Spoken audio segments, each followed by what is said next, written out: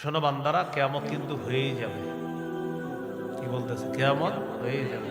কিয়ামতটা যেদিন হবে সেদিন কঠিন মুহূর্ত হবে। সেদিন আল্লাহ বলেন, ইন্না ইয়াউমাল ফাসলি কানা মিকাতা। বিচার দিবস সুনির্ধারিত, ফয়সালার দিবস সুনির্ধারিত, মীমাংসার দিবস সুনির্ধারিত। বলেন, বিচার দিবস।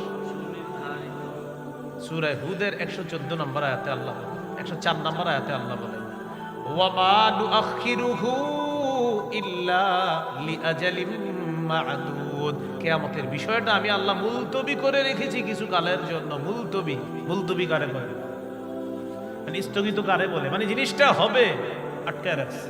এর মানে কিয়ামতের বিষয়টা আল্লাহ বুঝাইতে চায়, শোনো হয়ে গেল কিন্তু শুধু আটকায় রাখছি, হুকুম করব ঘটে যাবে। মুলতবি করে রাখছে, স্থগিত করে রাখছে। তো স্থগিত কারে কয়? মানে একটা জিনিস হওয়ার স্থগিত করছে আল্লাহ। তো আল্লাহ বলেন, স্থগিত মানে এটা রেডি, খালি হুকুম করব হয়ে যাবে।